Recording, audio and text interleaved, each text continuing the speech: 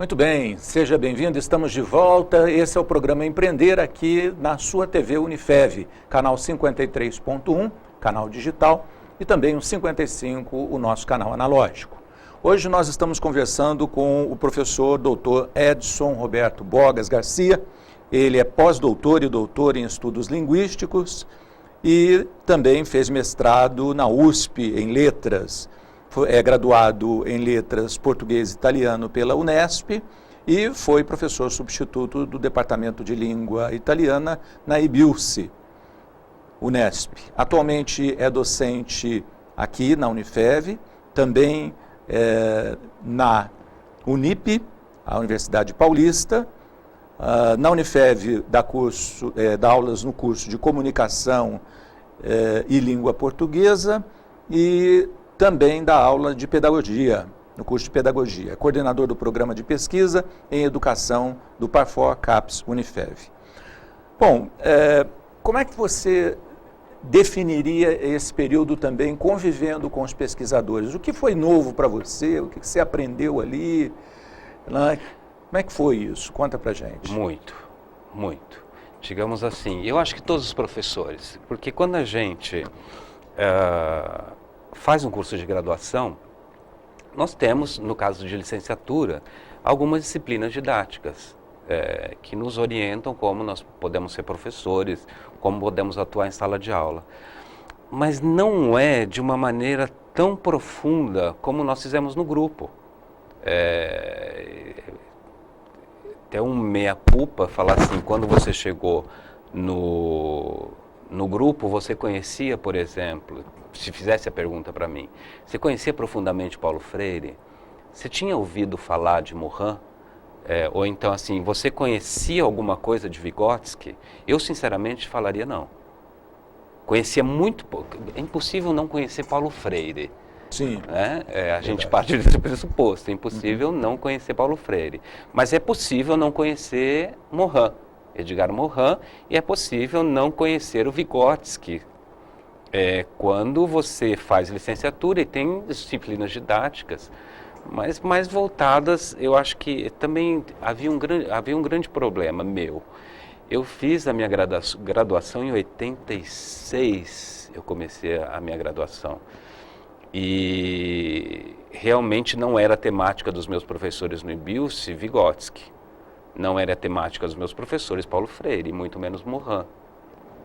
Eu me lembro muito bem do Pavlov, né, da teoria do ratinho, né? Uhum. E a gente, quando quando nós entramos no mercado de trabalho para dar aulas, essas coisas vão sendo esquecidas com o tempo. Sim. Esse grupo nos permitiu, e eu posso falar isso exatamente em nome do grupo, que quando nós começamos a discutir educação, a primeira coisa que nós nos olhamos falando assim, gente, mas nós precisamos estudar primeiro. Né? Nós estamos aqui, precisamos ver o que é. E por exemplo, eu comecei, como a minha área de língua portuguesa, alguma coisa eu fui comentando, olha, na língua portuguesa, quando se fala em educação, nós estudamos esses autores, o mesmo faziam os outros professores. Né? E é interessante quando nós começamos a estudar o Freire e o Morin, cada aula que nós tínhamos com os professores amigos nossos, nós terminamos a aula extasiados, porque todos, depois nas discussões que nós fazíamos no final de cada aula, fala assim, gente, como nós estamos aprendendo. Uhum. Olha que bom que é isso. E é interessante porque nós começamos a praticar isso nas nossas próprias aulas. Então, a experiência que eu te falo assim, eu não sou o mesmo que eu era em 2012, quando eu comecei, 2013, quando eu comecei com o grupo. Então, assim, aprendi muito. Essa é a questão. E todos aprenderam. E quando nós nos encontramos, quando nós começamos a discutir alguma coisa sobre, olha, o professor está dando aula assim, o que você acha? E nós conversamos entre nós. Sim. O que você acha dessa posição? Olha, eu fiquei sabendo desse comportamento do professor. E nós começamos a discutir com base teorias de nosso conhecimento de mundo e conhecimento de aula. Então é interessante te falar assim, que essas 7 professores aprenderam muito, muito mais do que os outros professores que não fazem parte do grupo. Eu acredito muito que talvez seja esse o grande vazio que a gente tenha hoje na educação. Professores sem tempo para esse tipo de prática, a prática da pesquisa, da leitura, porque a gente acaba fazendo isso no mestrado e no doutorado. E é engraçado que nós fazemos isso na nossa própria disciplina. Nós não expandimos. É verdade. Quando por exemplo, eu comecei, o meu mestrado foi em língua italiana, mas eu pesquisei isso para mim, de certa forma. Quando nós fazemos mestrado, doutorado ou pós-doutorado, parece que nós realizamos a pesquisa para nós mesmos. Sim. Né? Então nós nos enriquecemos e não passamos para o outro. Mas o ambiente para isso é o grupo de pesquisa. Exatamente. Para o grupo, esse tipo de desenvolvimento. Tanto é que foram tantas as ideias que nós tivemos que era impossível essas ideias ficarem em 4 paredes. Por isso que nós lançamos os livros. Perfeito. Foi uma necessidade. Quando você começa a falar assim, eu estou aprendendo muito. O Parfor me está dando possibilidade de aprender. A Unifev está dando oportunidade de aprender. Mas nós vamos deixar isso em 7 pessoas, esse aprendizado? É claro que quando nós atuamos em sala de aula, muito disso daqui vai. Mas mesmo assim, nós vamos deixar isso só para os alunos? Quer dizer, eu transmito para o aluno essa tendência da educação e fica só para o aluno que talvez, no caso, nem retransmita. No caso, dou aula de língua portuguesa, mas para um curso de publicidade e propaganda, eles não vão ser professores, ou poucos serão professores. Sim. Aí a necessidade do livro. E vale a pena dizer para o telespectador também da completude desse programa, né? Porque não só pensou na formação do professor, exato, que está em sala de aula na educação básica, né? Mas como pensou também nos pesquisadores e sugeriu, insistiu na criação de grupos de pesquisa. Exato, essa é a importância. Então, é um programa muito completo e é interessante deixar claro também que os pesquisadores estudavam com bolsas. Com bolsas. Eram bolsistas da CAPES. Eram bolsistas. Apesar de não estar fazendo mestrado e um doutorado, mas eles estavam fazendo pesquisa e publicando. Então, eu acho extremamente positivo, né? E os resultados a gente está vendo aí. Voltando na questão do fazer o mestrado, o doutorado, a maioria dos trabalhos, agora não, né? Porque você tem um banco de dados do Ministério, das próprias universidades, que disponibilizam o trabalho de mestrado, doutorado na internet. Mas mesmo assim é muito pouco a divulgação dos trabalhos de mestrado, doutorado, pós-doutorado, que você possa publicar. Claro. E não é só isso que nós recebemos bolsa. Publicar um livro hoje é caro. Não é uma coisa assim que você pensa assim, olha, eu vou fazer um material, meu material é de qualidade, no entanto, o que eu faço depois com esse material de qualidade? E aí o Parfor e a Unifev deram a possibilidade para que esses livros fossem publicados e lançados. Né? Então o Parfor não foi só... Em alguns momentos com recursos do Parfor, exato, e outros com recursos da Unifev, exato, mas foi um aporte à publicação, exato, muito importante, porque é ruim quando você trabalha em cima da produção de um conhecimento e depois também realmente não tem como publicar porque não tem recursos. Ou então, por exemplo, quando você publica um artigo, dentre as milhões de revistas, desculpa, estou exagerando muito, né? Dentre as várias revistas científicas que existem, esse material se perde. Hoje eu estou sentindo assim, os professores com mestrado, doutorado e pós-doutorado, eles estão publicando para ter um currículo. Sim. E não estão publicando para divulgar o trabalho na sociedade, porque essas revistas se perdem.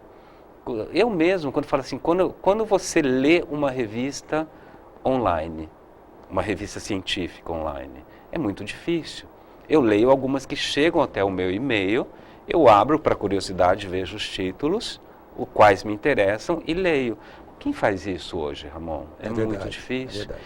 E isso é mais dizer visível. também que talvez a metodologia, né, de como produzir e tirar proveito da produção, no sentido de produzir o conhecimento, é conhecimento novo, vai somar, né, vai oferecer subsídio para a educação. Então, como fazer uma estratégia para poder espalhar esse conhecimento atualizado? Isso. Porque, como você disse, muita coisa acaba às vezes se perdendo.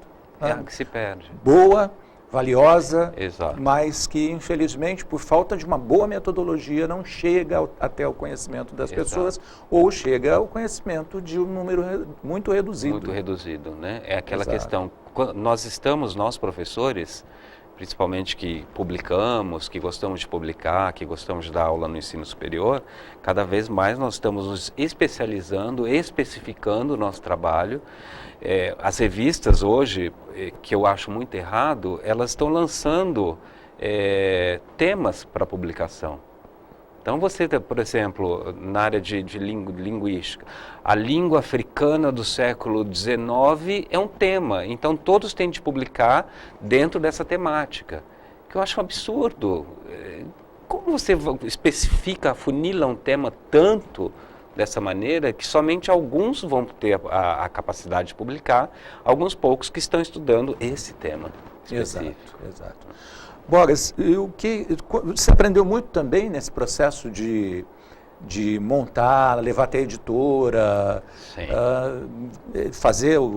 acompanhar o acabamento final? Sim, aprendeu aprendi muito. Não sabia nada, na verdade, né? Eu publiquei o meu pós-doutorado, mas foi exatamente no meio disso aqui, né? E quando você entrega o seu texto, você não trabalha muito nele para a publicação do seu livro. Esse foi diferente, esse aqui teve um trabalho árduo, né? Porque o primeiro foi assim, gente, como nós vamos fazer isso? Tentativa, erro, vamos procurar. A gente partiu do básico, 3 orçamentos para ver, né, como a gente pode trabalhar a publicação disso, porque você sabe tudo dinheiro, né? Sem dúvida. E aí foi engraçado, porque nós tivemos a grande sorte de encontrar Todas as Musas, cujo proprietário é uma pessoa fantástica, né? Me ajudou muito. Mas é complicado, não é fácil. Às vezes a pessoa fala assim, vou escrever uma coisinha aqui, vou mandar para a editora, daqui 15 dias ela me manda o livro, eu pago, daqui 15 dias ela me manda o livro, e eu vou vender esse livro, eu vou pôr na Saraiva, a Saraiva vai comprar meu livro, não é assim não. Infelizmente, nós estamos num país cujo as pessoas não leem muito pouco, leem mídias sociais, né, que a gente precisa ter muito cuidado com isso, né, de leitura de mídias sociais, mas isso seria um programa à parte, falar sobre a questão da leitura. Mas é assim, eu falo assim, é um eterno vai e vem, porque você acredita, você terminou, porque inclusive, quando a gente prepara um artigo, Ramon, é interessante a gente frisar o seguinte, o autor termina, ele passa para mim. Esse artigo que ele me entregou, isso é passado para o grupo. Então, nós fazemos um debate de cada artigo, fazemos correções. Então, nós temos uma equipe multidisciplinar, cada professora de uma área. Esses professores me ajudam a elaborar melhor o artigo, não elaborar melhor, mas assim, ver se tem algum problema, como a gente pode melhorar determinado tópico do artigo do autor. Isso já vai assim, são 3, 4 meses, porque nós nos reunimos todas as semanas, mas para você ter uma ideia, nós começamos uma reunião de um artigo, bom, vamos analisar artigo de fulano. Nós começamos às 2 e terminamos às 7. E às vezes não terminamos, porque cada um contribui, essa equipe multidisciplinar, cada um contribui de determinada maneira, e é enriquecedor. Quando nós falamos assim, bom, terminamos esse artigo, juntamos tudo, aí vem a minha parte, que é a questão de língua portuguesa. Aí eu tenho mais uma etapa de fazer essa correção de língua portuguesa. Depois a gente manda para São Paulo faz a diagramação, me manda de volta. Quando você fica 2 meses sem olhar, você olha de novo, você tem uma outra visão. Então tem mais erros de língua portuguesa que você não viu na primeira correção. Tem mais problemas de conteúdo, você fala assim, nossa, esse conteúdo vou passar para o professor de novo, para que ele dê uma olhada nisso. Depois a gente faz uma nova reunião com todo o grupo para discutir aquele problema.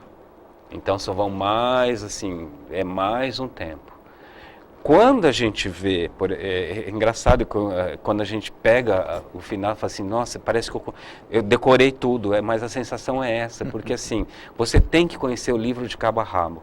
É uma imersão, né? É uma imersão. Quando eu vejo o livro, eu falo assim, eu sei até que página que está determinado, porque é muito complicado essa questão de publicar um livro. Muito bom. O que a gente pode esperar, terminando o programa? O que a gente pode esperar em termos de publicação?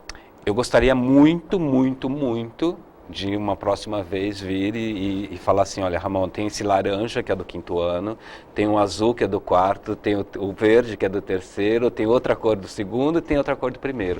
Terminar essa coleção seria um grande feito e os nossos professores estão extremamente preparados para isso. Seria um feito para a Unifev, para a educação, para o curso de pedagogia, se nós pudéssemos terminar essa coleção. É o que eu espero. Vamos torcer. Muito obrigado pela presença, seja sempre bem-vindo e espero obrigado. Que realmente você faça essa apresentação aqui torcer, no nosso né? programa. Valeu, obrigado. Tenham todos uma ótima semana. Na próxima semana nos encontramos novamente aqui no programa Empreender Tecnologias. Até lá. Tchau.